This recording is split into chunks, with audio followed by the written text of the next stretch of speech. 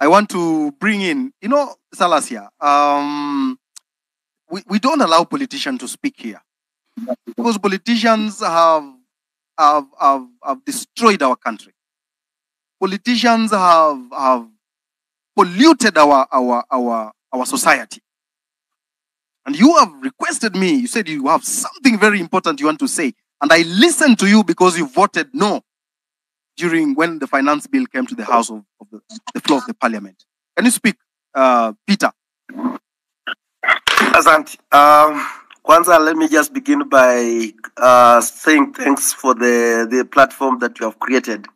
Indeed, when I just started listening from the word go, when you gave your remarks, I was so much impressed because you touched somewhere whereby there is a mess. We have been just trying to talk, but there is a place that where Americs you touched so deep.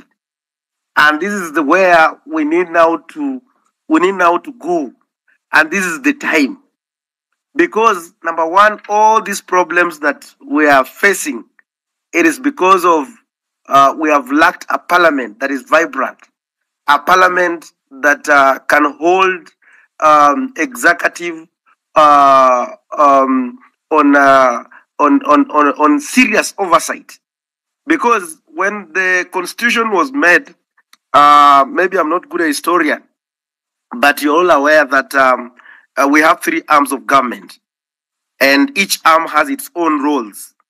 And I remember when we met with the president as young parliamentarian, he told us that the young leaders when young parliamentarians some time back, that we should legislate. Our work is to legislate. But so surprisingly, you find like if there is a controversial bill that has to go through, you will find like the members you meet with, like you remember last time we had people like Narama. They had made a deliberation position that I'm going to vote no.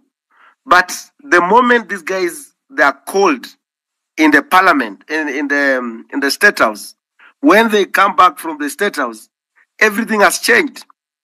And that is why there is a point where you say that we need a referendum, a constitutional referendum, whereby we can separate the presidency. We cannot have a parliament that is an extended hand of an executive. Recently, you saw what had just happened as a procedure of the House. We never have, we are not used to have, we always have the House business. Tuesday afternoon, then Wednesday from morning to evening, and then Thursday from 2 onwards. But if we want to have a sitting on Thursday morning, there is always a mover, and then we deliberate, and then we agree that the House is going to sit the following day. But it was very unprocedural that even most of us we were not aware that we are going to have a sitting on that particular Thursday morning. But just because somebody has received instruction from the State House that we need to get the issue of the military, that now they have to pass it in the House, whether the opposition are there. So in the morning around 3, around 2, around 8 is when they are sending us message that we need to be in the House, when they have already themselves have been mobilized.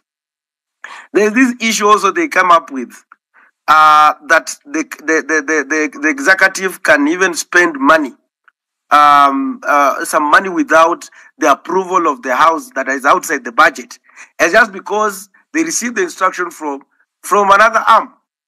There is another one that the government can go ahead and borrow money even without there's a figure, without even notifying external borrowing, without notifying even the parliament. So you note that there is a problem, and this problem must be sorted out. There is no independence in the parliament, and that is why I just asked Americs to request me to come in so that I can also explore, because we are there, like with the first-time MP. Sometimes you will ask yourself, why are we not even be able to not to speak in the House? There are those, like there's one who say that there are those who they have stayed there, so they call them. That's why he told when I was going that I cannot be monopolized here. I cannot be molested, whatever. And then I come here again because there are those who call themselves veterans. So you have a burning issue, but to get a point to speak, and then it becomes another hell. And then there is this what you call the patronage of the parties, like parties, and that is where now we have to converse. That is where we have to speak about. Why is it that these members of parliament, like the opposition, this is not about only the government side, but even on the opposition. Even me, at one point, I was removed on from a departmental committee just because of, I don't know, even I don't understand. And you ask myself, why did you? But it's because of some politics that was just happening. And then you also realize that even those who are in the Kenya Kwanza, they'll be told that you have to follow this direction. If not, you're going to be removed from the committees. So that is where we need also to have a conversation. Who gives the powers to nominate members into specific committees?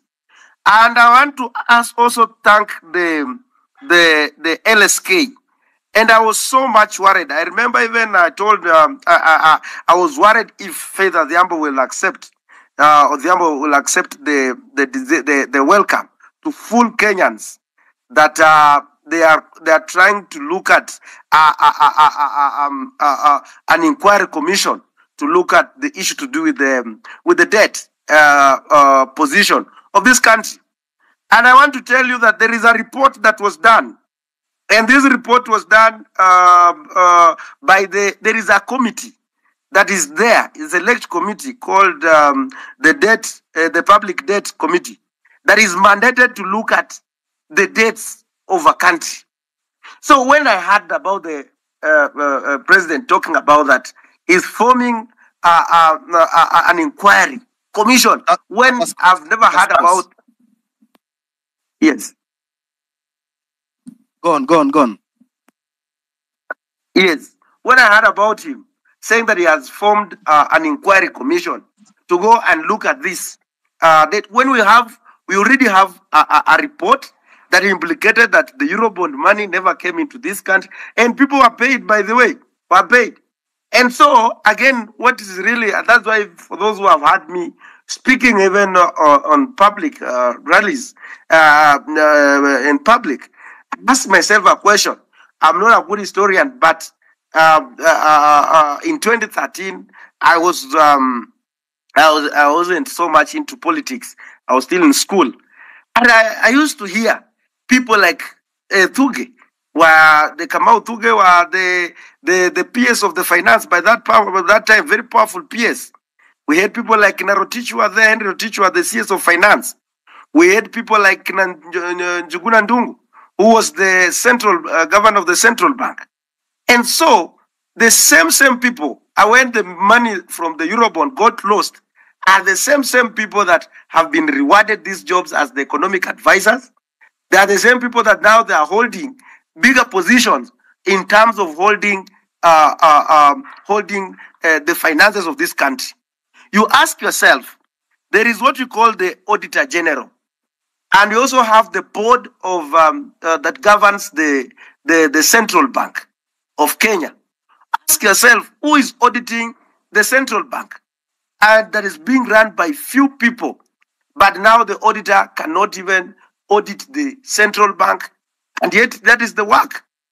So those are the things that I think as the highlights of this, because this nation lies in your hands. And I'm happy that you have studied the dynamics of the politics of this country. That if we come and raise one person, say that this is our leader, then this person is going to suffer, will be under intimidation, will be bribing, will be all sorts of manner of, so that to make sure that the movement dies at a go. So when you, and that is why I want all of you to remain with that slogan.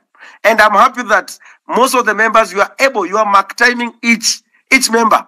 And I'm happy when Boniface Menguwen was trying to do, you are able to bring him on board and tells him this is the direction that we want. I've heard about people like Robert Alai, being called on order. You have to make a position. You don't need to have someone to come and discourage the people, because these people, they're and again, you remember the last Finance Act of the Finance Bill, or the Finance Act of 2023. In the House, there is what you call the Business House Committee. The Business House Committee is the one that is mandated to give members on the business that are going to come into the House to be discussed. It is so much unfortunate that even it is unpredictable. If someone wants to pin you down, they will tell you that we are going to vote. Like last time, we have not been notified. Like, we knew voting is going to be next week, but our leader, who is there, has not communicated to us, telling us that now there's going to be voting on this particular time and day and time, so that don't go away. So you just find at the moment the voting starts, and that is why finally in 2023 Finance Act, most of the people were in the House, but they never voted, because walikuja wanafunga mlango, and that is it. So I just wanted to highlight those issues, so that at least it can also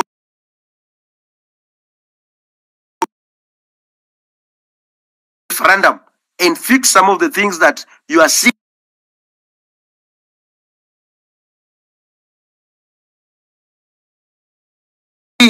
Because look at the last thing that I just want to tell you, and I'm happy that this is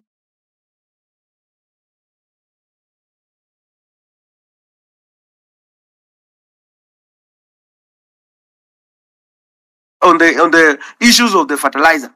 And indeed, the report that we came up with, that there was a mess. The soil that was being sold to the Kenyans, the issue of the scandal of fertilizer. So when we brought this report on the parliament, they just put it that side. No one used it. And then these people are working scot-free. So thank you so much for bringing on board us. Thank you very much. But I want to put it to you that the entire nation is so disappointed with the House. The entire nation is so angry with the parliament. And the only thing the nation wants right now is that parliament should be recalled, the whole of it. That parliament is a mess. Because from what you've told us, it's like parliament is now like business. It's like a market. You know, the person, the one you can buy is the one that will pass those bills. So we want that parliament to go home. It should be dissolved, all of it. We don't want it. And if they continue staying there, these young men will come back for them, and they will now remove them forcefully from those seats. So go and tell your members or your colleagues that we are so disappointed. We do not want anything to do with them. Degwanjiru. Yeah. Thank you very much, Eric. Thank you very much, all the participants. I have keenly followed the debate since we began, and I have heard the encouragement that we are more focused than ever to make sure that we redeem this country, that we reclaim this country, that we rebuild this country. And the process of reclaiming and redeeming this country and rebuilding it requires a lot of self-sacrifice. It requires a lot of commitment. It requires a lot of gathering than scattering. It is therefore my appeal that during this very dire session that we have engaged ourselves in, that we try to gather as much as we can and scatter less as we can. Because all of us at this particular time, everybody matters to us. And now, moving forward, I have listened to my learned senior, Mr.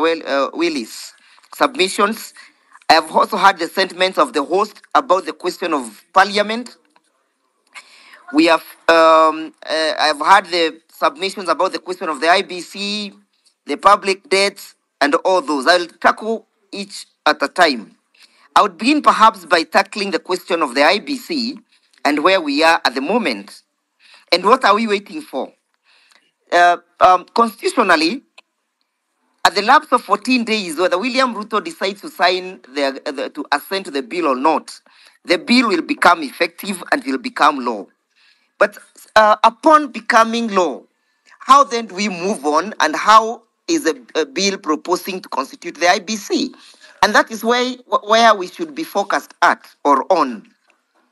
I submit that when you look at the bill, they changed the criteria of constituting the IBC, and they proposed that the constitution